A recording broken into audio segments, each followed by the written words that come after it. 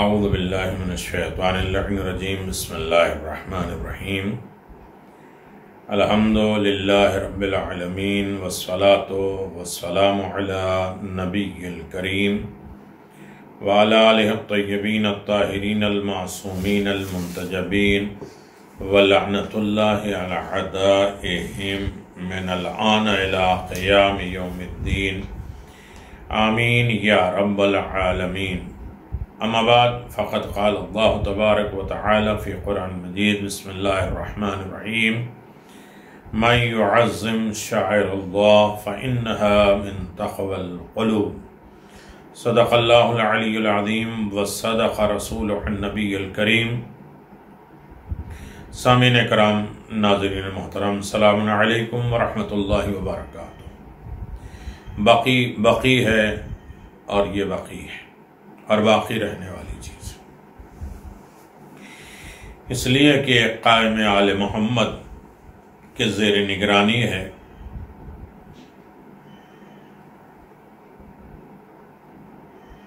شاعر الہی کے ضمن میں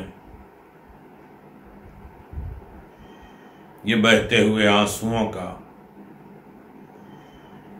ایک سلسلہ، نہ رکنے والے آنسوؤں کا ایک سلسلہ آپ حضرات کی خدمت میں پیش کیا جا رہا ہے، اور یہ اپنے 18 منزلوں تک بحمد اللہ پہنچ رہا ہے۔ باقی کی تاریخ، باقی کے اثرات، باقی کے لزومات، باقی کے کرامات، باقی کی ہستیاں، باقی جنت ہے اور جنت نما ہے اور جنت کی بشارتیں ہیں۔ یہ کورٹ ہے، یہ عدالت ہے، یہ فیصلے کی جگہ ہے۔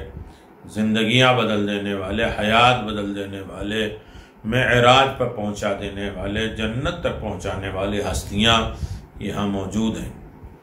ایک شخصیتوں کے بارے میں آپ حضرات سے گفتگو ہوئی، باقی جنت المعلی، شہدائے احد اور دیگر اطراف مدینہ کی وہ مساجد جو اہل بیت علیہ السلام سے منسوب تھی اور وہ ختم کر دی گئی۔ شاعر اسلامی، اسلام کی وہ نشانیاں، شاعر اسلامی کا تعارف، اور اس کے بعد شاعر زمانی، اوقات نماز، وہ شاعر الہی نشانیہ پروردگار ہے۔ شاعر ہفتگی، یہ ہر دن جمعرات، جمعہ، سنیچر، اتوار، یہ ساری دنوں کے اعتبار سے اللہ کی ایک عظیم ترین نشانی، وقت کے اعتبار سے مہینے اور مہینوں کے شعائر اور نشانیاں، رؤیت ہلال یہ الہی شعائر ہے، اشہر الحرم یہ مہینے جو مخصوص ہیں، شاعر زمانی عاشوراء یہ بھی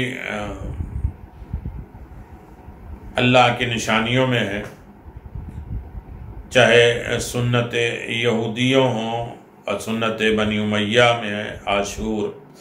شاعر مکانی، ایک جگہ دوسری جگہوں کے اعتبار سے اللہ کی نشانیاں، خود کعبۃ اللہ، صفا مروہ، یہ سب اللہ کی نشانیاں، مسجد نبوی، مسجد اقصی، عرفات، مشعر،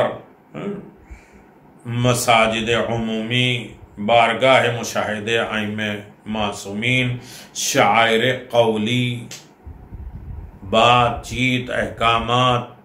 آپ دیکھیے کہ قربانی کا دمبا یہ بھی شاعر الہی، آیات الہی ہے، نشانیہ پروردگار ہے۔ شاعر حیوانی، وہ دمبا جو ذبح کیا جا رہا ہے۔ شاعر علمانی اور شاعر علمانی، علم اور علماء کے شاعر اور نشانیاں۔ شاعر مسلمانی اور شاعر شیعی، شیعہ کے شاعر کیا ہیں، علامتیں کیا ہیں، مسلمانوں کے نزدیک شاعر کیا ہیں، مسلمانوں کے نزدیک جو ہے وہ شاعر الہی کیا ہیں۔ شیعوں کے آثار آپ اگر ملاحظہ کریں تو بہت زیادہ ہے، تاریخ سے مثبت اثرات، منفی اثرات، سیرت ائمہ معصومین یہ شاعر الہی ہے۔ خود شیعوں کے شعائر اور نشانیاں امام باخر، امام جعفر صادق کے دور، ائمہ معصومین علیہ السلام کے پیروکار کے لیے بڑھتی تعداد میں شیعوں کے لیے بہت بڑے شعائر اور نشانیاں ہیں۔ ائمہ اور حقیقی شیعوں کے لیے شیعہ واقعی اور شیعہ رسمی میں تمیز پیدا کرنا مشکل ہے۔ جو لوگ برے نام سے شیعہ بنے ہوئے تھے وہ مختلف طریقوں سے حقیقی شیعوں کے چہرے کو مسخ کرنے کا سبب بنے اور دوسرے شیعت سے بدظن ہونے اور بدنام کرنے کا سبب بنے، اور اسی طریقے سے بہت سی چیزیں ہیں جہاں انسان شیعان علی بن ابی طالب، آپ دیکھیں شیعوں کے لیے صحیح شیعوں کی پہچان اور آسان ہو سکے، سازشیں اور عناصر کے غلط حرکتوں پہ جو شیعت کے نام سے کرتے ہیں شیعوں کے کھاتے میں ڈال دیتے ہیں، امت ائمہ کے حقانیت اور ان کی سیرت اور سلوک کو دیکھ کر ان کی طرف رغبت کرتے ہیں۔ ائمہ اطہار علیہ السلام نے شیعوں کے لیے جو علامتیں، نشانیاں وضع فرمائی ہیں، انہیں کتاب میدان میں آپ دیکھیں کہ شیعہ اہل ورع، اجتہاد یعنی حرمت سے پرہیز کرنے والے، اہل وفا اور امانت دار، اہل زہد اور عبادت ہیں، اور شیعہ وہ ہیں جو خدا کا تقوی اختیار کریں، ان کی اطاعت کریں، خلق خدا سے تواضع انکساری کریں، خضوع اور خشوع کی زندگی گزاریں اور یاد خدا زیادہ کریں۔ ہمارے شیعوں کی پہچان نماز اور اوقات میں نماز کی پابندی اور صلہ رحمی کے ذریعے کرو، اپنے برادران کے ساتھ کسی طریقے سے مواصلات رکھو۔ ہمارے شیعوں ہمارے ولایت میں مال جان فدا کرنے والے ہوتے ہیں، لوگوں سے محبت ہماری مودت کی بنیاد ہوتی ہے۔ ہمارے عمرہ کے احیاء میں ہمارے عمر کی زندگی میں ملاقات کرتے ہیں، کسی پر اگر غصہ آ جائے تو زیادتی نہیں کرتے، کسی سے راضی ہو جائیں تو اسراف نہیں کرتے۔ یہ ہیں شیعہ، ان کو شیعوں کو پہچان لیجئے۔ شیعہ بدنام نہیں ہے، غلط نہیں ہے، ایک شاعر الہی ہے، اللہ کے ایک عظیم ترین نشانیاں ہیں، اور اس نشانی کو اللہ ہی نے باقی رکھا ہے۔ ہمارے شیعہ اپنے ہمسایوں کے لیے بابرکت اور باعث برکت اور رحمت ہوتے ہیں۔ انشاءاللہ ان ساری چیزوں کے سلسلے میں آپ حضرات سے گفتگو جاری و ساری رہے گی، اور یقیناً انسان جو ہے وہ شیعان علی بن ابی طالب علیہ السلام کو جانے۔ یہ کہاں سے ہم نے سیکھا ہے؟ یہ ہم نے خاص طریقے سے اہل بیت علیہ السلام کے در پہ سیکھا ہے، اور اہل بیت علیہ السلام شیعان علی بن ابی طالب علیہ السلام کو اپنے منزل تک لے کے جاتے ہیں۔ ان کی قبریں ہمارے لیے ہدایت کا ذریعہ ہیں، ان کے نقش قدم ہماری زندگی کا عظیم سرمایہ ہے۔ لہٰذا یہ بات یہ چل رہی تھی کہ قبرستان بقیع یقیناً زیارت قبور، قبروں کی زیارت ایک عبادت ہے، سنت ہے، حکم رسول ہے۔ قرآن خود کہتا الہاکم التکاثر حتی زرتم المقابر، قبروں کی زیارت۔ اور اس کے سلسلے میں آپ کی خدمت میں 4 مراحل پہ بات لے کر آیا تھا آج اپنی 18ویں گفتگو میں، کہ وہ اعمال جو زائرین زیارت کے موقع پہ انجام دیتے ہیں ان کے اعتقاد، ان کے یقین کو مکمل طور پہ واضح کرتے ہیں کہ ان کے اعتقاد پر زبان قاطع کی حیثیت رکھتی ہے۔ ہم قبروں پہ آتے ہیں تو ہمارے عقیدے ظاہر ہوتے ہیں، ہم اپنے عقیدے، ہم اپنے دین اور مذہب کو ان کے سامنے پیش کرتے ہیں۔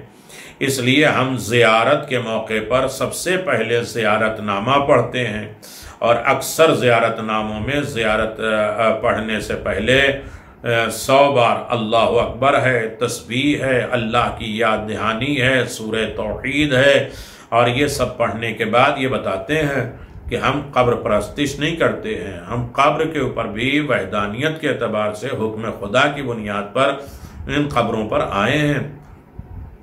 مشہور معروف زیارت امین اللہ میں ہم ائمہ معصومین علیہم الصلاۃ والسلام کے قبور کے سامنے کھڑے ہو کہتے ہیں اشہد انک جاہدت فی اللہ حق جہاد وعملت بکتاب واتباع سنن نبیک حتی دعاک اللہ الی جوارہ، ہم گواہی دیتے ہیں کہ آپ نے خدا کی راہ میں جہاد کیا جیسے کہ جہاد کرنے کا حق ہے، اور کتاب خدا کے مطابق عمل کیا اور اپنے نبی کی سنت کی پیروی کی، یہاں تک کہ خداوند عالم نے آپ کو اپنے جوارے میں بلا لیا، اپنے پڑوس میں بلا لیا، اپنے زیر نگرانی بلا لیا۔ یہ تو خدا کی حمد و ثنا ہے، اس میں شرک کہاں ہو گیا؟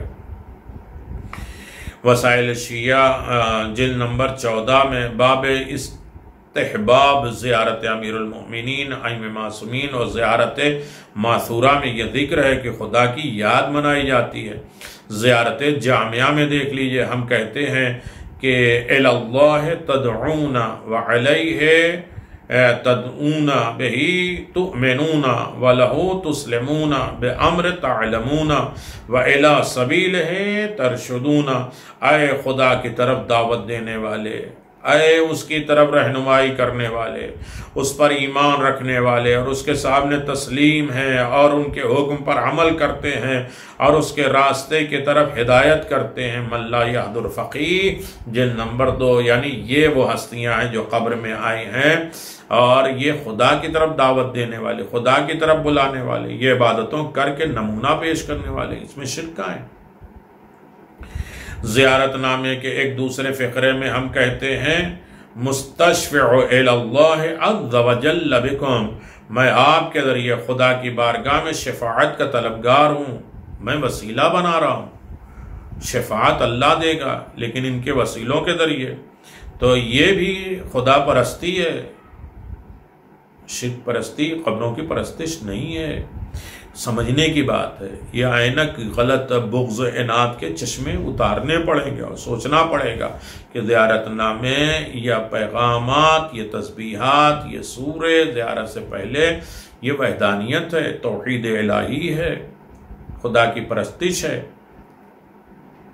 من لا یعد الفقیہ جلد نمبر 2 میں آپ پڑھتے ہیں زیارت جامعہ لجمیل ائمہ معصومین، اس میں پڑھتے ہیں کہ ہم آپ کو خدا کی بارگاہ میں شفاعت کے وسیلے کا طلبگار ہیں کہ آپ کے ذریعے سے شفاعت مانگ رہے ہیں۔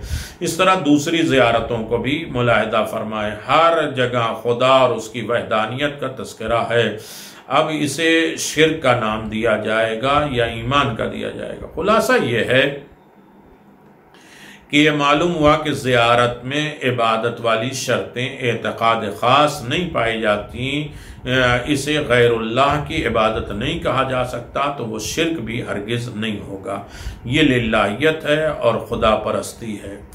زیارت تو فقط خدا سے مخصوص ہے، زیارت قبور کے لیے کہتے ہیں کہ زیارت تو فقط خدا کے لیے مخصوص ہے، یعنی کعبے کی زیارت اور اعمال حج میں سے شعائر اللہ کا ذکر ہے، قرآن میں ہو چکا ہے، انہیں کی تعظیم کرنا یعنی خدا کی تعظیم کے مختلف مقامات معین ہیں، مخصوص کر دیے گئے ہیں۔ اگر وہی اعمال دوسری جگہ انجام دیے جائیں تو شد رحال ان جگہوں کے علاوہ انجام پائیں تو شرک کہلائیں گے۔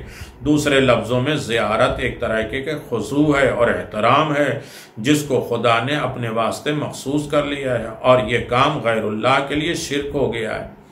جیسے کہ سورہ حج کے 29 اور 27 آیتوں میں اسناد کرتے ہوئے کہا گیا ہے کہ یعنی اللہ تعالیٰ نے اپنے تعظیم کے غرض سے بعض جگہوں کو معین فرمایا، جیسے کعبہ، مزدلفہ، منا، صفا، مروہ، مقام ابراہیم، مسجد الحرام، بلکہ پورا مکہ، بلکہ پورا حرم لوگوں کے لیے اس کی تعظیم، اس کی زیارت کا حکم دیا ہے۔ تو کیا یہ سب خدا ہے؟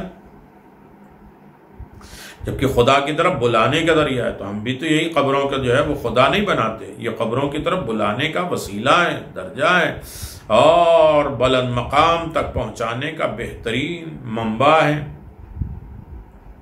تاکہ وہ دور اور نزدیک سے پیدل یا سواری کے ساتھ رنج و سفر کو برداشت کرتے ہوئے ایک خاص لباس کے ساتھ وہاں آئیں اور خدا کے نام پہ قربانی دیں، نظر انجام دیں، طواف کریں، کعبے کے دروازے کا بوسہ لیں، دروازے کے سامنے دعا کریں۔ لہذا یہ اعمال غیر اللہ کے لیے حرام اور شرک ہے۔ قبر کی زیارت کے لیے یا چلہ کے لیے سفر کی صعوبتوں اور برداشت کرنا کے لیے کرنا، میل لباس کے ساتھ وہاں جانا، قربانی، ناظر، کسی قبر یا گھر کے طواف کرنا، اس کے قرب جواہ کے باغ اور جنگل کا احترام، وہاں شکار نہ کرنا، درختوں کا نہ کاٹنا اور اس طریقے سے دوسرے کام، اس سے دنیا اور آخرت کی امید لگانا سب شرک ہے۔ آپ بتائیں یہ سب شرک ہے؟ یہ سب خدا کی طرف بلانے، یہ حکم خدا ہے اور اس کی اطاعت کرنا ہے۔ حکم خدا کی اطاعت کرنا یہ سنت ہے، واجب ہے، یہ شرک نہیں ہے۔ ورنہ یہ سب چیزیں مزدلفہ، عرفات، یہ سب خدا ہے، کعبہ خدا ہے، بکری خدا ہے، دمبا خدا ہے، صفا مروہ خدا ہے۔ کیوں اس کی تعظیم؟ یہ حکم خدا کی تعظیم ہے۔ اللہ جدھر جھکائے، چاہے آدم کی طرف جھکا دے، چاہے اہل بیت کی طرف جھکا دے، جدھر وہ جھکا دے گا ہم جھک جائیں گے۔ یہ عین عبادت ہے، یہ شرک نہیں ہے۔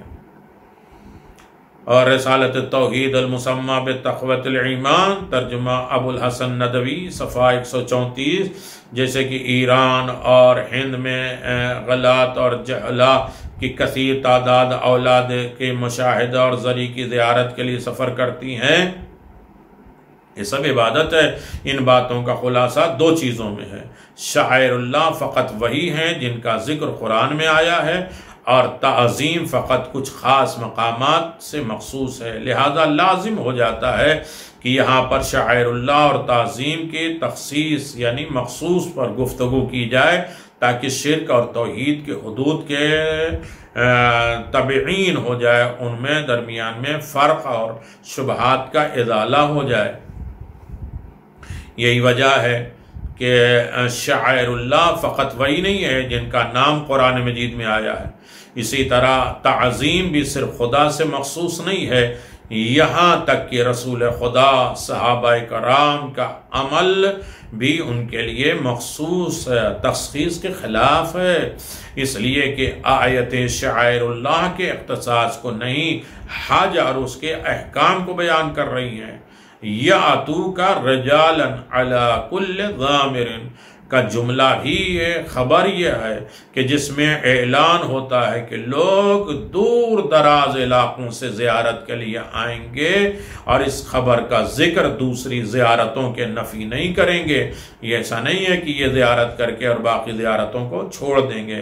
اور کہا جاتا ہے کہ خدا نے اس حکم کے ذریعے مختص کر دیا ہے کہ صحیح نہ ہوگا، کیونکہ ہر حکم مختص نہیں ہوا ہے، مخصوص نہیں ہوا ہے، مخصوص نہیں کرنا چاہیے کہ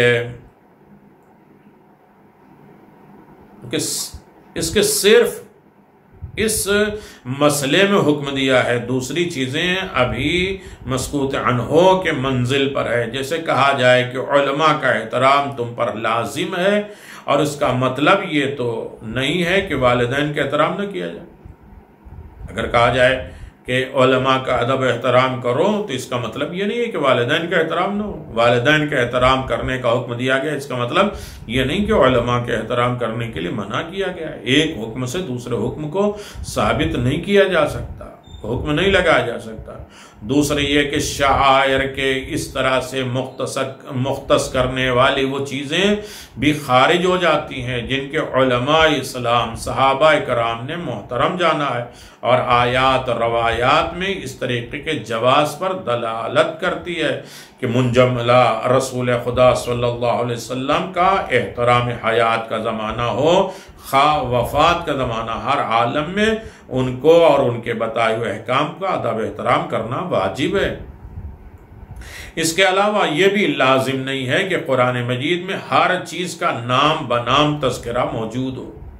ہر انسان یہ سوچے کہ قرآن سے دکھاؤ کہ کس کی تعظیم ہے، تو قرآن میں ہر چیز جو ہے بالکل صراحتاً کھلا ہوا نہیں ہے۔ نماز پڑھنے کا حکم دیا ہے، یہ نہیں بتایا کہ صبح کی نماز 2 رکعت کس طریقے سے پڑھا جائے، کس طرح رکوع کیا جائے اور کس طرح سجدہ کیا جائے اور کہاں سے ہاتھ باندھا جائے، کہاں سے کھولا جائے۔ یہ قرآن مجید میں ہے یا انسان کو سمجھ سکتا ہے؟ جس کے اوپر قرآن نازل ہو اس سے پوچھو، وہ بتاتا ہے۔ آپ دیکھیں دنیا کی ساری آپ تراویح دیکھیں، قرآن مجید میں ہے۔ روزہ جب چاہے کھولیں، جب چاہے رکھیں، کیا قرآن مجید میں ہے؟ وہ تو نے صاف اعلان کیا ہے، علاقہ ثقل ہے۔ جب سورج غروب ہو جائے، لال آ جائے، لال لیل رات کو کہتے ہیں، اور رات میں روزہ، دن میں روزہ۔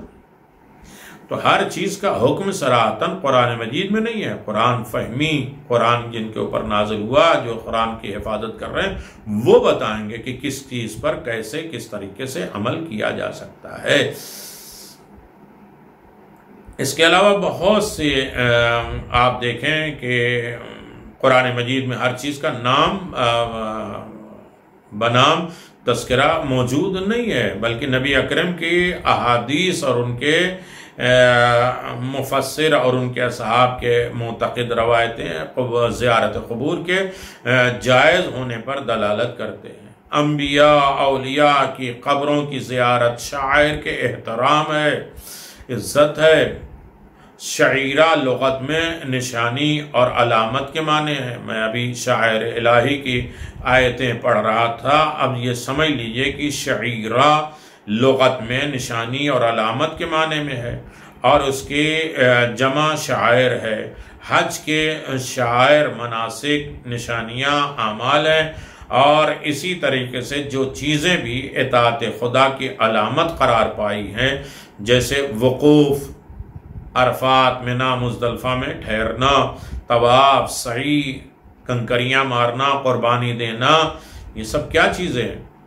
زبیدی، تاج عروج، ابن منجون، لسان العرب، زہر کلمان شاعر ہیں۔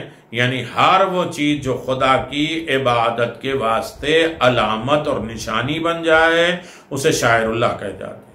اللہ کی عبادت کے لائق بن جائے یا نشانی بن جائے اسے شاعر اللہ کہتے ہیں۔ الشعائر المعالم لعامال وشعائر اللہ المعالم التي جعلتها مواطن للعبادة وكل معلم للعبادة من دعاء او صلاة او غیرها۔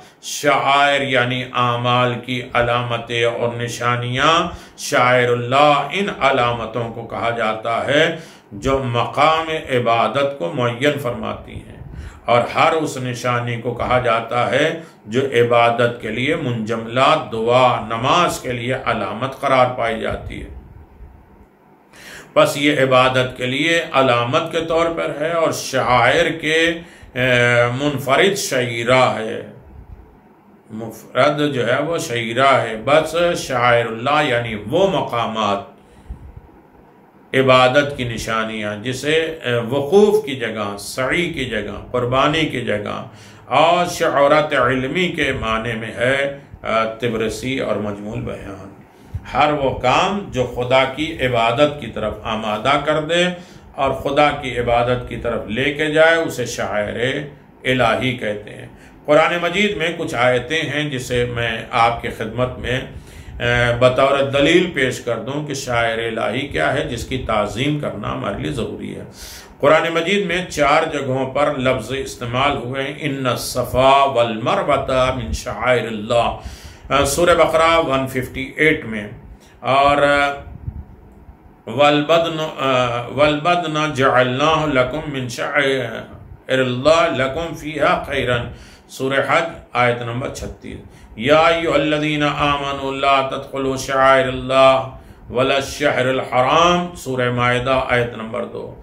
ذالک من یعظم شعائر اللہ فإنہا من تقوی القلوب، سورہ حج آیت نمبر 32۔ خدا نے پہلی آیت میں شعائر کے 2 مصداق بتائیں، 2 ٹارگٹ بتائے ہیں، اور دوسری آیت میں 1 مصداق یعنی 1 حکم جس کے اوپر لازم ہوتا ہے، اور یہ تینوں مناسک حج کے مصادق کے متعلق ہیں۔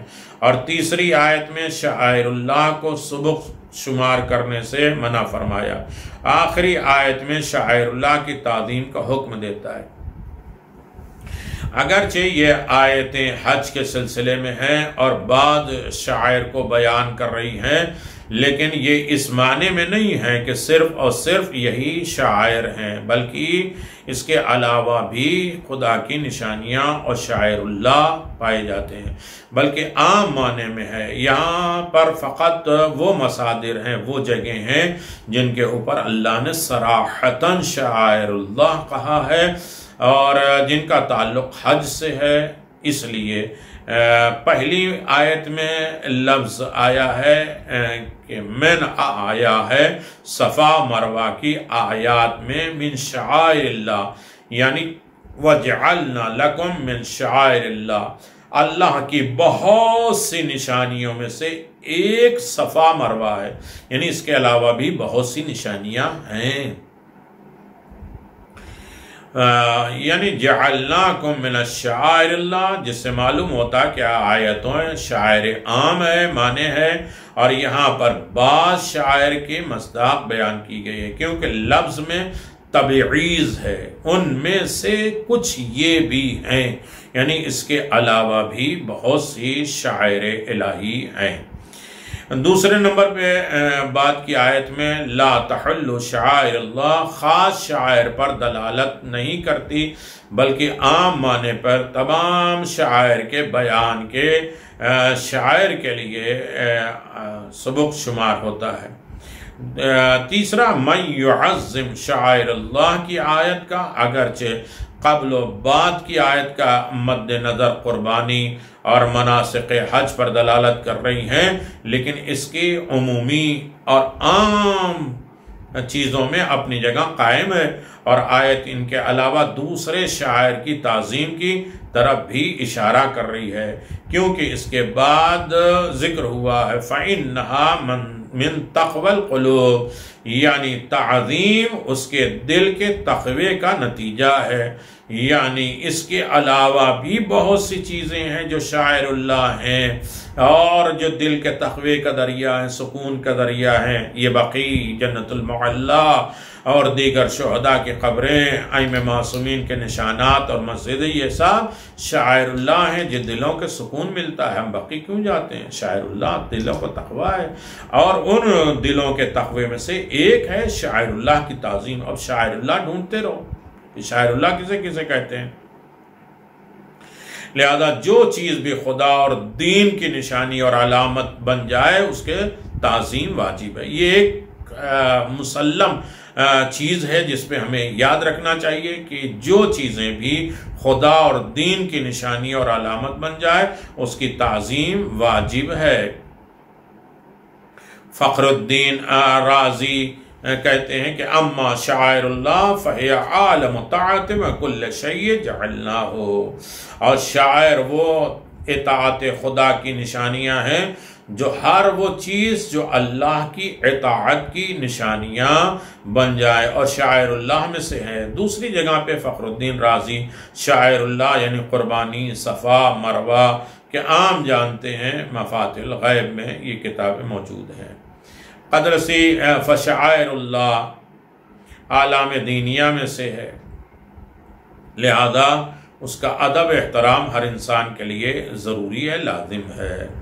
کہ یہاں پر جو ہے وہ قدرسی نے فرمایا کہ انہوں نے پہلے تمام دینی نشانیوں کو شاعر اللہ میں شمار کیا، اور اس کے بعد آیت میں موجود شاعر اللہ کی جانب اشارہ کیا، یعنی انہوں نے بھی شاعر کے معنی کا عام کیا ہے۔ محمد ابن حسن ہندی شیخ عبداللہ الحق فرماتے ہیں کہ شاعر شعیرہ کی جمع ہے، اور شعیرہ کے معنی علامت کے ہیں۔ ہر وہ چیز جس سے خدا یاد آئے وہ شاعر اللہ میں سے ہے، اور انتہا لہذا شاعر اللہ فقط صفا اور مروہ نہیں ہے بلکہ بعض شاعر اللہ میں سے ہیں، یعنی ان میں شاعر اللہ میں سے کچھ یہ ہیں، باقی تو اور چیزیں ہیں۔ فقط عرفات اور مزدلفہ اور مینا نہیں ہیں، بلکہ شاہ ولی اللہ حجت اللہ البالغہ کہتے ہیں کہ وَمَن يُعَظِّمْ شَعَائِرَ اللَّهِ أَرْبَطُ قرآن وَكَعْبَةَ وَالنَّبِيُّ وَالصَّلَاةُ وَهِيَ أَلْطَافُ الْقُدُسِ، لکھتے ہیں کہ محبت شاعر اللہ یعنی محبت قرآن، پیغمبر اسلام سے محبت، کعبے سے محبت، بلکہ ہر وہ محبت جو خدا سے منسوب ہو جائے اور خدا جن کی محبتوں کو اپنی محبت قرار دے وہ بھی شاعر اللہ ہے۔ خود پیغمبر اسلام نے فرمایا قُلْ إِن كُنتُمْ تُحِبُّونَ اللَّهَ، قرآن مجید ہے۔ پیغمبر کی اطاعت محبت خدا کا ذریعہ ہے، اور پیغمبر نے کیا فرمایا؟ یہ میری فاطمہ، یہ میرے علی، یہ میرے حسن یا حسین جن سے محبت کرتا ہے وہ خدا سے محبت کرتا ہے۔ جس کی محبت خدا کی محبت ہو جائے وہ شاعر اللہ ہے۔ معلوم ہوا کہ قرآنی آیات اور شاعر کے حصر میں دلائل نہیں کرتی بلکہ تمام شاعر کو شامل ہیں، یعنی جو چیزیں بھی دین کی علامت قرار پائیں اور دین کی پہچان بن جائے شاعر کے مفہوم میں شامل ہو جاتی ہے، اور اسی کے ہتک حرمت جائز نہیں ہے، بے حرمتی جائز نہیں ہے کسی طریقے سے۔ لہذا احکام خدا، عبادت اور اطاعت کی نشانیاں، انبیاء اور اوصیاء اور کتاب اور صحیفے، سب چیزیں حرمات خدا میں سے ہیں جن کا احترام واجب ہے، اور خود پیغمبر اسلام صلی اللہ علیہ وسلم اعظم اعلم شعائر میں سے ہیں، اور وہ نشانیاں ہدایت ہیں، لہٰذا ان کی تعظیم بھی دین کی تعظیم ہے، اور چونکہ یہ تعظیم خود پیغمبر کی تعظیم نہیں ہے بلکہ دین اور عالم دین ہونے کی بنیاد ہے، اس لیے مطلب یہ ہوگا کہ تعظیم بھی کسی خاص وقت تک نہیں بلکہ ہمیشہ واجب ہے، کہ پیغمبر رہیں اس دنیا میں یا نہ رہیں، ظاہر بظاہر زندگی پیغمبر کی تعظیم کرنا ضروری ہے، سیدہ بظاہر اس دنیا میں رہیں یا نہ رہیں پھر بھی تعظیم ضروری ہے، ائمہ معصومین کی تعظیم ضروری ہے، خدا خانہ کعبہ میں رہے یا نہ رہے پھر بھی تعظیم ضروری ہے، صفا مروہ میں حج عمرے کا موقع رہے نہ رہے تعظیم واجب ہے، اور اس کے ادب احترام ہر شخص کے لیے لازم ہے، ضروری ہے، چونکہ یہ تعظیم خود پیغمبر کی نہیں ہے بلکہ اس عالم دین ہونے کی بنیاد پر، اس کا مطلب یہ ہوگا کہ تعظیم بھی کسی خاص وقت تک نہیں ہے بلکہ ہمیشہ واجب ہے، چاہے وہ زندہ ہوں یا وفات کر چکے ہوں، اور تعظیم مختلف طریقے سے ہو سکتی ہے۔ رسول خدا صلی اللہ علیہ وسلم کی تعظیم ان کی وفات کے بعد میلاد شریف، مدحت، نعمت، نعت اور حضرت کی علامت قبر کی حفاظت جس کا لازمہ ہے، لوگ پیغمبر اسلام کی قبر کے پاس کھڑے ہو کے ان کی حفاظت کرتے یا نہیں کرتے؟ ادھر زیارت نہیں پڑھو یہ بدعت ہے، ادھر کھڑے ہو جاؤ یہ بدعت ہے، اور ادھر جو ہے سلام کر لو تو یہ بدعت ہے، ادھر رک کر دو تو یہ بدعت ہے، ایسے کر دو ویسے کر دو، سب بدعت ہے۔ یہ کیا ہے؟ یہ اس چیز کی علامت میں ہے کہ انسان یہ سوچ لے کہ حفاظت نبی کر رہے ہیں، اور حفاظت نبی، روضے کی حفاظت یا ان کے مقام کی حفاظت یقیناً ایک تعظیم ہے، تو لہٰذا اسی طرح بقی کی تعظیم ضروری ہے، لازم ہے۔ رسول خدا صلی اللہ علیہ وسلم کی تعظیم کی ان کے وفات کے بعد طرح طرح کے پروگرام، ان کی یاد، ان پر درود، صلوات، ان کے قبروں کا ادب احترام، ان پر نعت اور میلاد اور مدحت، یہ سب کرنا، ان کے چیزوں کو، مقصد کو بچانا، قبر کی زیارت کا ان کا احترام کرنا، یہ سب کا سنت ہے، یہ سب چیزیں واجب ہیں۔ لہٰذا قبر نبی صلی اللہ علیہ وسلم اور اہل بیت اطہار کی تعمیر آثار اور قدیم کی حفاظت اور زیارت قبر شاعر کی تعظیم میں سے لازم ہے، ضروری ہے، اور وہ یہ واجب کی حد تک ہے۔